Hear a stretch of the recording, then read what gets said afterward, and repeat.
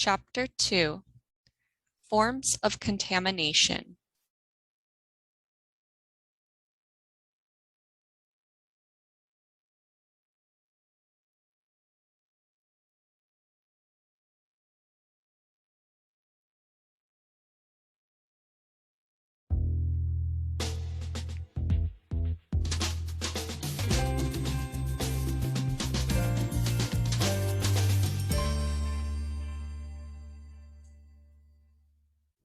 We're open all hours. Any given day, hundreds upon hundreds of people come through our doors. Whether they're here only briefly or stick around longer, it always seems just as busy at the start of my shift as it is at the end of it.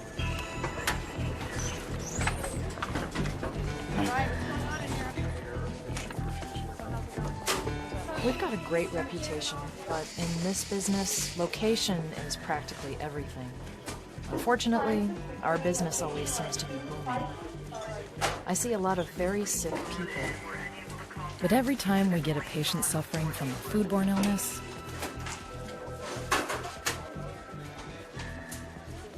I have to admit that it strikes close to home. That's because for years, home was my family's restaurant. I grew up in that place, and I worked in it since I was a teenager. I waitressed, washed dishes, managed, you name it. All that pasta, veal, and chicken my parents cooked, and I served, put me through medical school. It's still there downtown, and it hasn't changed a bit. Seems like I was always on my feet back then, and I still am. So I think that all my medical training and my experience working and managing the restaurant more than qualifies me to talk about foodborne illness and its prevention. But in order for you to really understand foodborne illnesses, here's what you need to know. There's the 4 types of pathogenic microorganisms that can contaminate food and cause illness. Then there's the different conditions that affect the growth of these harmful foodborne microorganisms. You've also got to know and understand the different types of food that support the growth of pathogens. Then there's bacteria, viruses, parasites, and fungi, and the different types of biological, chemical, and physical contaminants. And you have to learn about food allergies. So where do you start? In order to really understand foodborne illnesses, you first need to learn about the microorganisms that cause them. And the first step towards preventing foodborne illness outbreaks in your establishment means that you also have to know about all the conditions that allow the microorganisms to grow. Microorganisms are small. They can only be seen with a microscope. Some are perfectly harmless, but some can spoil food. We call them spoilage microorganisms. Then there's others which can cause illness, and these are called pathogens. Pathogens absolutely have the potential to cause illness when they're consumed. And what makes pathogens even more dangerous than spoilage microorganisms is that, unlike food that's spoiled, food contaminated with pathogens may not look, smell, or taste any different from uncontaminated food. Eating food contaminated with foodborne pathogens, or their toxins, which is just another word for poisons, is the leading cause of foodborne illness. Okay, there are 4 types of microorganisms that can contaminate food and cause foodborne illness: bacteria, viruses, parasites, and fungi. And there are 6 conditions that support the growth of these harmful foodborne microorganisms. With the exception of viruses, you can remember these 6 conditions if you use the acronym FAT-TOM. Those initials stand for food, acidity, temperature, time, oxygen, and moisture. Let's take a look at the first condition, the food itself. Just like people, foodborne pathogens need nutrients to grow. They typically need carbohydrates and proteins. You can find these in food like meat, poultry, dairy products, cooked rice, pasta, and eggs. The second condition needed for microorganisms to grow is a proper level of acidity. Pathogens grow best in food that contains little or no acid. Now, the next condition on the list is temperature. Foodborne pathogens grow well on food that's between the temperatures of 41 and 135 degrees Fahrenheit, 5 and 57 Celsius. We call this the temperature danger zone. Food has got to be handled very carefully when it's thawed, cooked, cooled, and reheat it. That's because when you're doing any of these things, it could be exposed to the temperature danger zone. Time is another important determining factor in the growth of foodborne pathogens. Under the right conditions, pathogens are capable of doubling their population every 20 minutes. If certain food remains in the temperature danger zone for 4 hours or longer, foodborne pathogens can grow to levels high enough to make someone sick. Oxygen is another factor. Some foodborne pathogens require oxygen to grow, while others grow without any oxygen. Large quantities of improperly hot-held foods, such as soups, stews, and sautéed vegetables, have been associated with certain types of bacteria that grow without oxygen. Now, moisture is the last condition you need to consider. Foodborne pathogens require moisture to grow. I want to underscore just how important all this Fat Tom information is. Just last week, I had a patient admitted through emergency. Young woman in her teens. She was experiencing severe nausea and vomiting. She was also running a fever and complained of severe abdominal cramping and diarrhea. Now, this may not sound like a world-class emergency to you, but when I asked her how she felt at the time, she told me she felt like she was dying, and she was very afraid. Later that evening, another case came through. An elderly man with his wife. Same symptoms. He was also suffering from dehydration. He couldn't even stand up. This looked like a foodborne illness to me, so I took some samples for testing and put the patients into supportive care. Long story short, we got all the test results back, and it was salmonellosis. I notified the local health department, and they got an investigation rolling. Within days, they turned up 18 similar cases at 5 other local hospitals and clinics. The investigation revealed that all the affected patients ate at the same buffet here in town, and they all had the chicken salad. It turns out that the cook didn't check the final internal temperature of the chicken, leading the investigators to believe that the chicken was undercooked. This allowed the salmonella to survive the cooking process. Then, matters were made worse by improperly cooling it at room temperature after cooking. This created ideal conditions for the salmonella bacteria to multiply in the food. All the patients recovered, including those that were hospitalized, but it was tough for all of them. They were here for a week, and that's a long time to feel miserable. So now you see why everyone needs to take Fat Tom very seriously. You have to control the conditions that support the growth of these harmful foodborne microorganisms, and do it all the time. Any type of food can become contaminated, but some are better able to support the rapid growth of pathogenic microorganisms than others. These items are called TCS Food because they require time and temperature control for safety. Not only do they have a history of being involved in foodborne illness outbreaks, but they also have a natural potential for contamination due to the way they're grown, produced, or processed.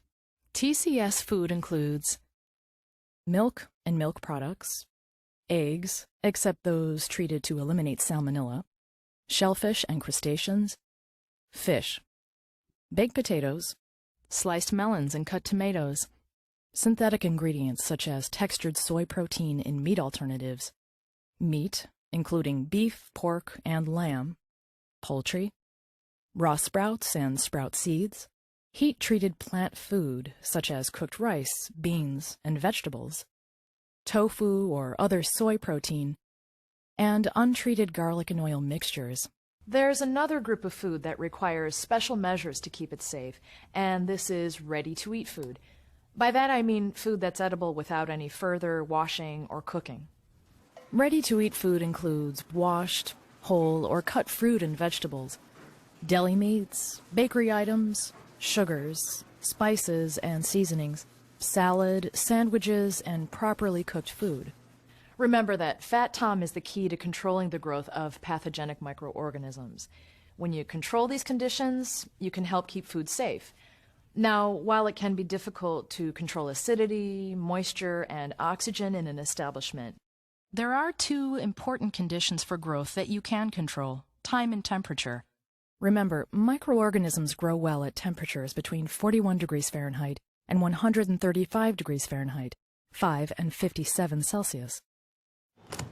So, to control growth, it's important to keep food out of this temperature range by cooking it to, or keeping it at, the proper temperature. Remember, keep hot foods hot and keep cold foods cold. You've also got to deny foodborne pathogens sufficient time to grow. So, when you're preparing, thawing, cooling, and reheating food that needs time and temperature control for safety, you must limit the amount of time it spends in the temperature danger zone.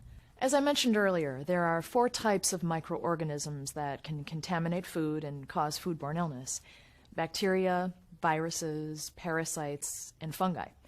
The bacteria that cause foodborne illness share some basic characteristics. They will grow rapidly if fat tom conditions are right. And some bacteria cause illness by producing toxins as they multiply, die, and break down. Some toxins can't be destroyed by cooking the food they've contaminated. Some pathogenic bacteria are very adaptable and can change into a different form, called spores, to protect themselves when nutrients aren't available. They can also revert back to a form capable of growth anytime conditions are favorable. For example, when food is exposed to the temperature danger zone for long periods of time. If you're going to keep your food safe, you'll have to make sure this doesn't happen. The second type of pathogenic microorganism is also the smallest: viruses. But size doesn't really matter when it comes to its contamination ability. Viruses share some basic characteristics. Viruses can be transmitted from person to person, from people to food, and from people to food contact surfaces. You'll notice that people play a central role in each of these transmission processes. So viruses usually contaminate food through a food handler's poor personal hygiene. They can contaminate both food and water supplies, and some may survive freezing. Viruses don't grow in food like bacteria do, so they're not affected by the 6 factors for bacterial growth. However, practicing good personal hygiene is an important way to prevent the contamination of food by foodborne viruses. It's especially important to wash hands properly and minimize bare hand contact with ready-to-eat food.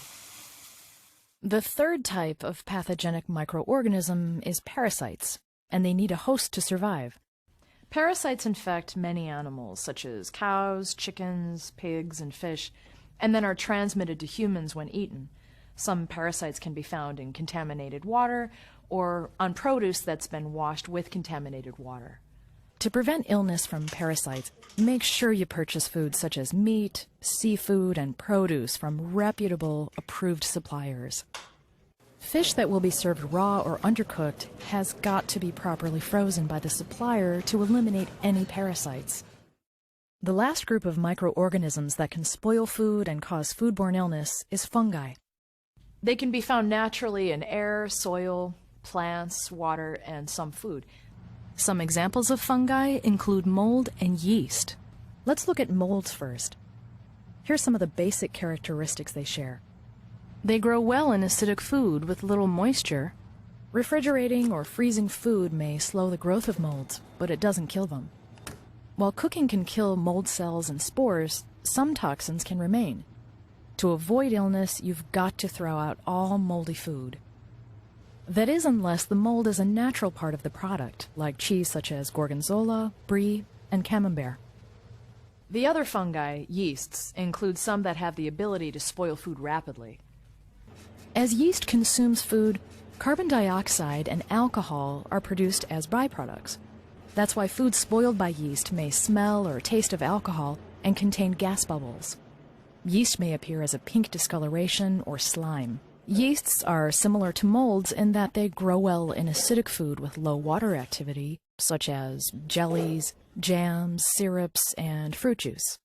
Needless to say, food that has been spoiled by yeast has got to be thrown out. We've talked about the biological contaminants caused by pathogenic microorganisms.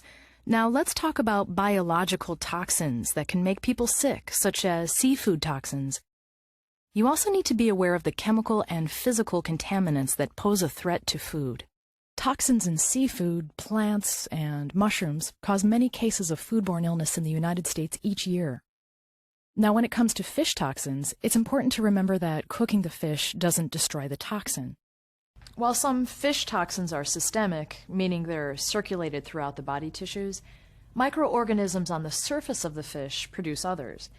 In other cases, toxins occur when predatory fish consume smaller fish that have eaten the toxin. In general, purchasing fish from an approved, reputable supplier is the best way to guard against an illness associated with fish toxins. But you should take the additional precaution of checking the temperature of fish upon delivery and make sure it's been received at 41 degrees Fahrenheit, 5 Celsius or lower. If the temperature is higher than that, you should refuse the delivery. And you should also refuse product that's been thawed and refrozen. This is a sure sign that the fish has been time and temperature abused. Now, regarding shellfish, many toxins associated with them are found in toxic marine algae. The shellfish become contaminated as they filter this toxic algae from the water. As with fish, these toxins cannot be smelled or tasted and are not destroyed by freezing or cooking. The best and most important safeguard against foodborne illness here is purchasing shellfish from approved, reputable suppliers. Chemical contaminants are responsible for many cases of foodborne illness. Chemical contamination can come from a variety of substances found in any restaurant and food service establishment. These include toxic metals, pesticides, cleaning products, sanitizers, and lubricants. Utensils and equipment containing toxic metals, such as lead in a pewter pitcher, copper in a saucepan, or zinc in a galvanized bucket, can cause toxic metal poisoning. If acidic food is stored in or prepared with this equipment, the toxic metals can be transferred to the food. So you must prepare and store food in containers made of food-grade materials, and you have to be very careful with any pesticides and chemicals that are kept in the establishment. That includes cleaning products, polishes, lubricants, and sanitizers. All of them can contaminate food if they're not used or stored properly. Here's what you absolutely have to do to prevent contamination and keep food safe. Whenever you're using chemicals, you have to follow the directions supplied by the manufacturer. And if you're using chemicals during operating hours, you've got to be very cautious to prevent contamination of food and food preparation areas. You've also got to store chemicals away from food, utensils, and equipment used for food, and keep them in a separate storage area in their original container. And if chemicals must be transferred to smaller containers or spray bottles, label each container correctly and clearly. There's also the risk of physical contamination to consider.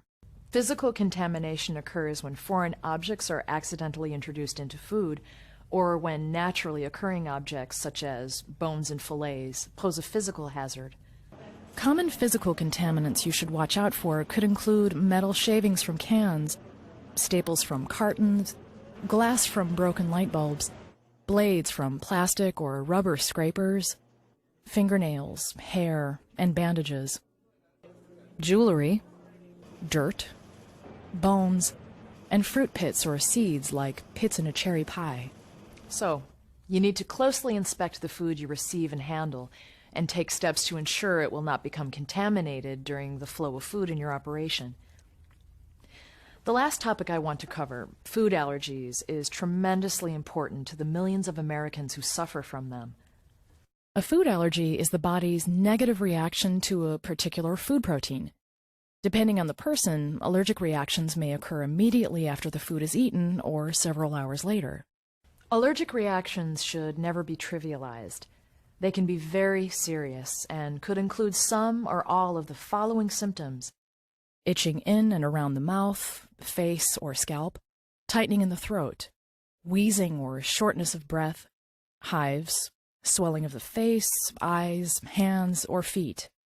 Gastrointestinal symptoms including abdominal cramps, vomiting, or diarrhea, loss of consciousness, and even death. These reactions can be very dangerous to your customers with food allergies, so you and your employees need to be aware of the most common food allergens, including milk and dairy products, eggs and egg products, fish, shellfish, wheat, soy and soy products, peanuts, and tree nuts such as walnuts and pecans. You and your staff should be able to inform customers of menu items that contain these potential allergens. To help customers with allergies enjoy a safe meal at your establishment, Keep the following points in mind. You and your servers should be able to fully describe each of your menu items when asked. You should tell customers how the item is prepared and identify all ingredients if necessary. If you or your employees don't know if an item is free of an allergen, say so. Then urge the customer to order something else. Your kitchen staff must make sure that allergens are not transferred from food containing an allergen to the food served to the customer. This is called cross-contact. You can avoid this by cleaning and sanitizing cookware, utensils, and equipment before preparing food. Washing your hands and changing gloves before doing this is also critical. So is assigning specific equipment for prepping food for customers with allergies. I said that foodborne illnesses hit close to home for me, but the truth is, it always hits close to home for somebody whenever it happens. People suffer needlessly, and it doesn't do your business any good either. So you have to do everything in your power to keep your food and your customers safe. I already have all the business I can handle.